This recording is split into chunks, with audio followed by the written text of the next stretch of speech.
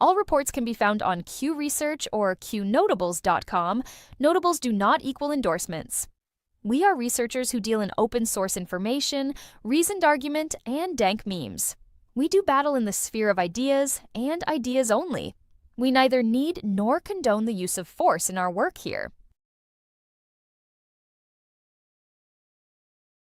From the Q Research boards, Trump is suing the BBC for up to $10 billion, claiming a documentary deceptively edited his January 6, 2021 speech to make it look like he incited violence. The suit was filed in federal court in Florida and includes claims for defamation and unfair trade practices. Trump argues the edit harmed his reputation and business interests. Point. The BBC says it will defend itself in Trump's lawsuit over the edited January 6th speech. A BBC spokesperson said the organization will fight the case and declined further comment while litigation is ongoing. Point. President Trump says he is considering an executive order to reclassify marijuana from Schedule 1 to Schedule 3. He argued rescheduling would allow tremendous medical and scientific research that is difficult under current rules. A Schedule 3 shift would still regulate marijuana, but treat it more like certain prescription drugs rather than a prohibited substance. President Trump signed an executive order designating illicit fentanyl and its core precursor chemical as weapons of mass destruction. The White House says the move is intended to expand tools for prosecution, enforcement, and national security responses against fentanyl trafficking networks, while not changing legitimate medical use of fentanyl in healthcare settings. Point. At a White House ceremony tied to the Southern Border Mission, President Trump awarded Mexican border defense medals to a group of service members. During remarks, he said maritime drug smuggling is down sharply and indicated the administration will increase focus on land-based interdiction efforts. Point. A published transcript from Trump's border medal event includes his claim that drugs coming in by sea are down 94%. He also said the administration is trying to identify the remaining trafficking share and stated that land operations are easier, signaling more emphasis on land interdiction. The Office of Personnel Management announced the launch of the U.S. Tech Force, describing it as a federal effort tied to President Trump's technology agenda. The announcement promotes recruiting and placing technical talent to support federal modernization goals, including work connected to AI and technology delivery across agencies. Point. In the November 2025 U.S. Treasury report, the federal budget posted a deficit of about $173 billion for the month, a large improvement from the year prior. Reuters reported that customs duties were a meaningful contributor to higher receipts, including about $30.76 billion in customs duties in November. Point. U.S. Trade Representative Jamieson Greer said the government could replicate roughly $200 billion in tariff revenue, even if the Supreme Court strikes down tariffs imposed under the International Emergency Economic Powers Act. He said there are alternative legal tools the administration could use to keep tariff revenue flowing if needed. Reuters reported the UK government under Prime Minister Keir Starmer is moving ahead with digital ID plans, linked to efforts around illegal immigration and work authorization. Reporting said the digital ID would be held on mobile phones and used as part of checks employers must make when hiring. A Reuters explainer noted Britain's digital ID debate is resurfacing after the government's announcements, with arguments centered on efficiency and control versus privacy and security risks. The issue has a long political history in the UK and remains contentious. A Reuters report says a JetBlue flight narrowly avoided a mid-air collision with a U.S. Air Force tanker jet near Venezuela. The JetBlue pilot reported the military aircraft was at a similar altitude without an active transponder, leading the commercial flight to take evasive action and report the incident to authorities. Associated Press reported a small private jet crashed in central Mexico near Toluca while attempting an emergency landing, killing at least 7 people. Officials said the aircraft went down in San Mateo Atenco, close to Toluca Airport, and authorities were investigating the cause.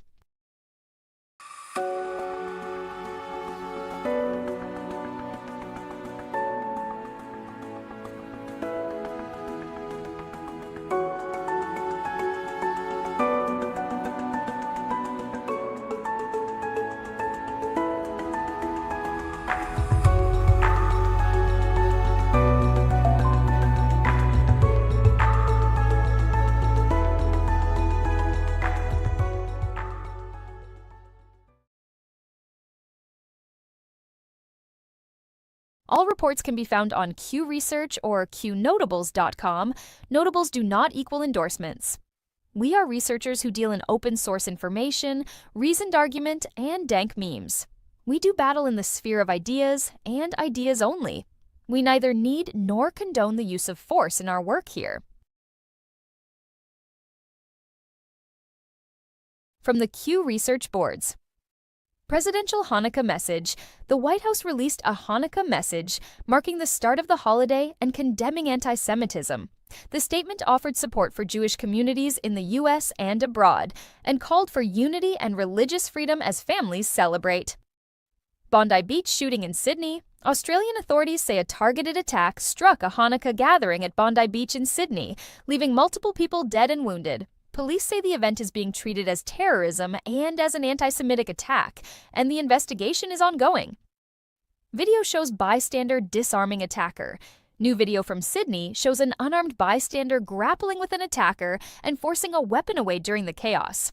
Police have credited civilians who acted quickly, while warning the public not to interfere with active threats unless there is no alternative.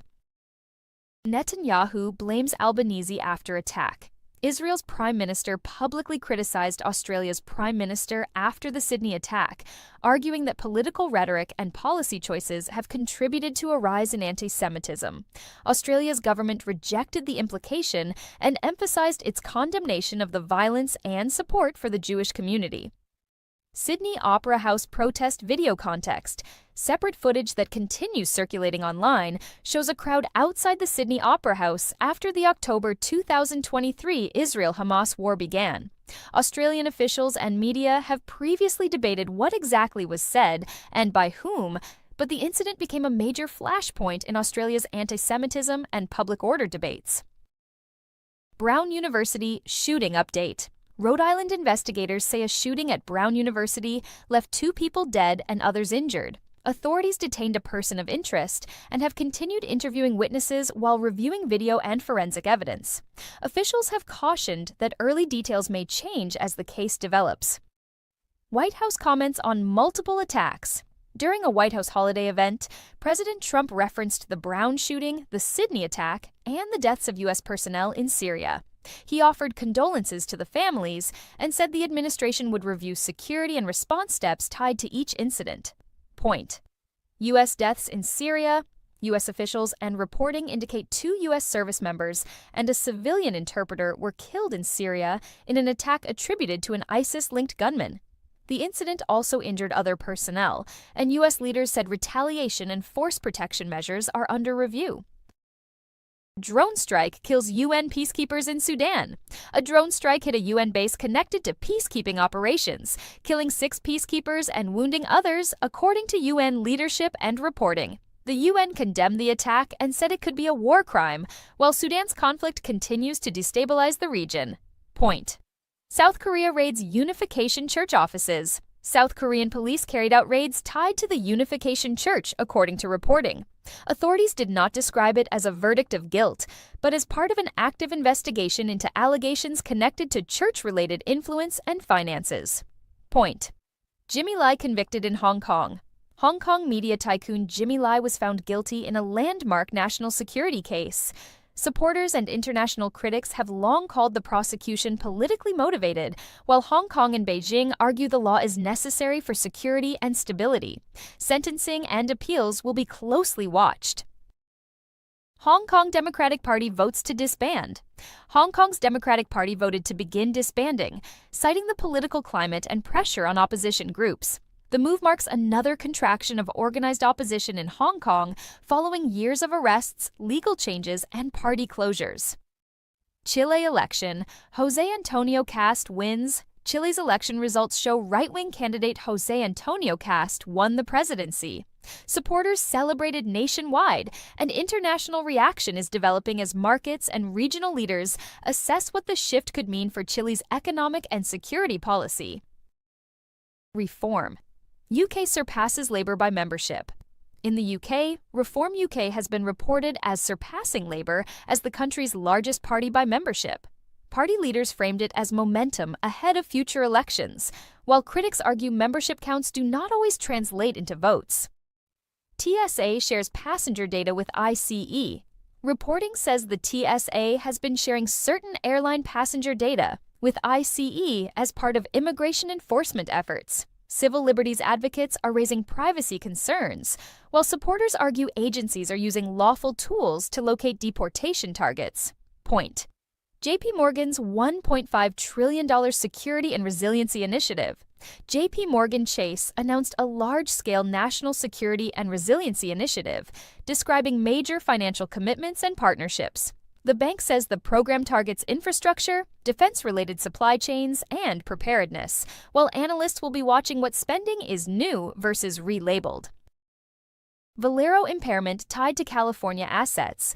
Valero disclosed a roughly $1.1 billion write-down connected to California assets, reflecting difficult regulatory and market conditions. The company has signaled that California refining economics are challenging, and policymakers continue to debate the state's fuel reliability and costs.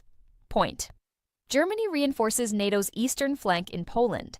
Germany has deployed aircraft and personnel to Poland as part of NATO air defense activity after reported drone-related incidents in the region. European officials say the move is meant to deter escalation and reassure allies near the Russia-Belarus border areas. Estonia jails pro-Russia politician for treason. An Estonian court sentenced pro-Russian politician Ivo Peterson to a lengthy prison term for treason-related offenses, according to reporting. Estonia says it is countering influence operations and threats to national security as tensions with Russia remain high. Cybersecurity alert. BrickStorm malware. U.S. cybersecurity agencies warned that PRC-linked actors are using BrickStorm malware to maintain access in targeted systems, including VMware and Windows environments. Officials urged organizations to apply mitigations, hunt for indicators of compromise, and harden admin access. U.S. recovers crashed MQ-9 off South Korea. U.S. forces in Korea completed recovery of an MQ-9 Reaper drone from waters off South Korea's west coast.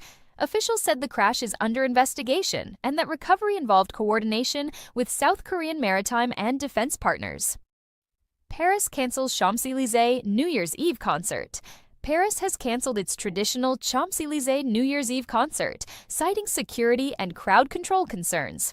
Authorities say other forms of celebration and policing plans will continue, but the live concert component is off the schedule this year. Michigan fires coach Sharoni Moore. The University of Michigan fired head football coach Sharoni Moore for cause after an investigation found what the school described as credible evidence of an inappropriate relationship with a staff member. An interim coach was named as the program prepares for its bowl game. Rob Reiner and wife found dead in L.A. home. Authorities in Los Angeles are investigating the deaths of filmmaker Rob Reiner and his wife, Michelle Singer Reiner, who were found dead at their Brentwood home. Reporting says the case is being handled as a homicide investigation, and police are questioning a family member. Scott Adams health update. Dilbert creator Scott Adams posted new details about his health, describing serious complications tied to advanced cancer and ongoing treatment. Earlier reporting said President Trump and federal health officials had discussed helping him access specific therapies. Trump promotes Trump Card website. President Trump posted an online promotion for a Trump Card, directing supporters to a dedicated website. The offering appears structured as a fundraising and supporter engagement tool, and details about pricing and benefits are being promoted through official social media channels. Point. First Lady holiday remarks. First Lady Melania Trump spoke at a White House holiday reception and offered condolences to families affected by recent violence. She urged compassion during the season and highlighted the hardship many families are facing while others gather to celebrate. DHS releases fake news rebuttal video. The Department of Homeland Security posted a video segment aimed at rebutting viral claims and what it called hoaxes. DHS argues misinformation is driving hostility and confusion around enforcement actions, while critics say the agency's messaging itself needs independent verification. Point. Unverified or non-news entries from the thread. Several items in the original list are opinions, memes, vague claims, or technical notes, such as file-size tips, everything has meaning posts, and commentary about protest movements or alleged conspiracies. Where no credible, independent reporting exists, those entries should be treated as unconfirmed online chatter rather than verified news.